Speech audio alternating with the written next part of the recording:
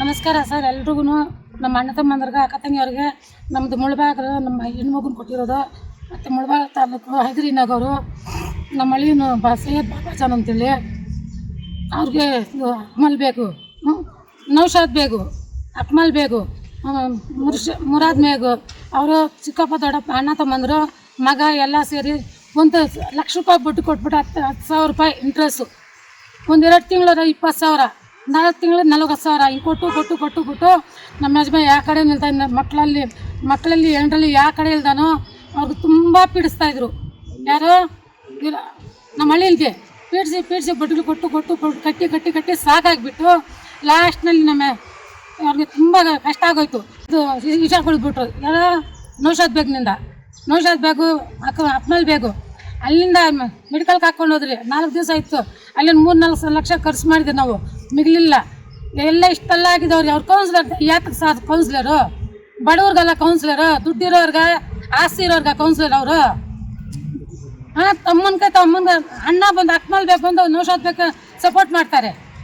ಬಡವರು ಅದು ಎಲ್ಲ ಬರ್ಸ್ಕೊಳ್ಬೋದು, ಅವ್ರ ಹತ್ರ ಕಿತ್ಕೊಳೋದು, ಬರ್ಸ್ಕೊಳೋದು, ಅಗ್ರಿಮೆಂಟ್ ಮಾಡಿಸ್ಕೊಂಡು ಮತ್ತು ನಮ್ಮದು ರಿಜಿಸ್ಟ್ರೇಷನ್ ಮಾಡ್ಕೊಳ್ಳೋಂಥ ನೋಟಿಸ್ ಕಳಿಸೋದು ಮನೆ ಹತ್ರ.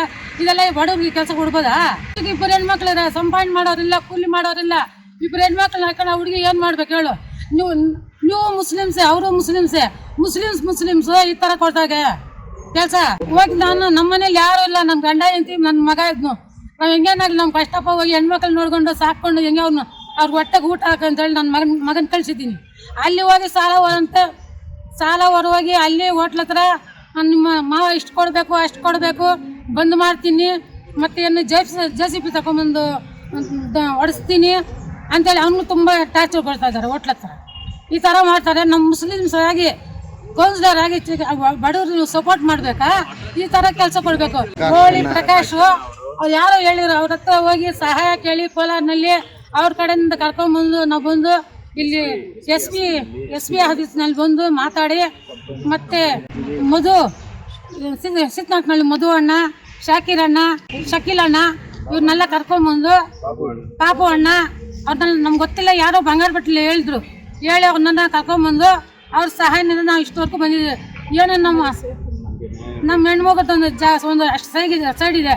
ಅವ್ರ ಸೈಡ್ಗೆ ಅದು ಎಲ್ಲರೂ ಸೇರಿ ಉಪ್ಪಿ ಅವ್ರು ಕೊಟ್ಬಿಟ್ರೆ ಏನೋ ಅವ್ರು ಅಷ್ಟು ಸೀಟು ಗುಡಿಸಲು ಹಾಕೊಂಡು ಅವ್ರ ಮಕ್ಕಳನ್ನ ಸಾಕೊಂಡು ಅವ್ರು ಇದು ಬಿಡ್ತಾರೆ. ನಮಗೆ ನ್ಯಾಯ ಕೊಡಿಸಿ ಸರ್. ಎಲ್ಲರೂ ನಮ್ಮ ಅಣ್ಣ ತಮ್ಮ ಸೇರಿ ನಮಗೆ ನ್ಯಾಯ ಕೊಡಿಸಿದ್ರೆ ಸಾಕು. ಆ ಹೆಣ್ಮಗಕ್ಕೆ ಏನೋ ಇರೋಕೆ ಅಷ್ಟು ನೆರಳು ಕೊಡಿಸ್ಬಿಟ್ರೆ ಅಷ್ಟೇ ಸಾಕು.